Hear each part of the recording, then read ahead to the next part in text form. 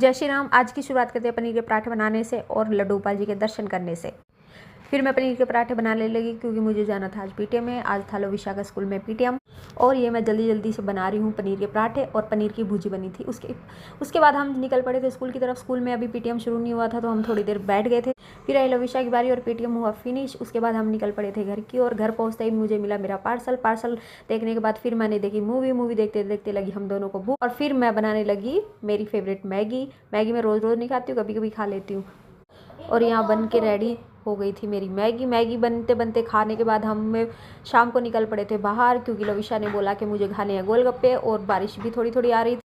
और हमारे घर के पास ये है शिव जी का मंदिर और उसी के पास है कब्रिस्तान। और फिर हम दोनों माँ बेटी खाने लगे गोलगप्पे खाने के बाद हम निकल पड़े घर की ओर।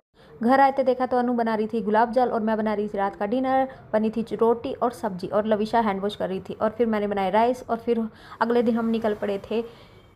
फिर आज हम जा रहे थे एसबीजी। ये है हमारे बेंगलोर की सुंदर रोड और हम पहुंच गए थे एसबीजी क्योंकि हमें लाने थे सर्दियों के थोड़े कपड़े क्योंकि आजकल बेंगलोर में थोड़ा ठंडा मौसम हो गया है। और हमने कर ली शॉपिंग डन। उसके बाद हम निकल पड़े घर की ओर।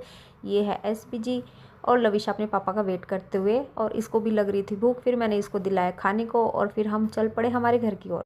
और आज बेंगलोर का मौसम बहुत ज़्यादा ठंडा था और ये हमारे रास्तों से निकलते पहुंच गए घर आने के बाद फिर लविशा को भूख लगी तो मैंने बनाया इसके लिए पास्ता और अनु बना रही थी अपने लिए चाउमीन।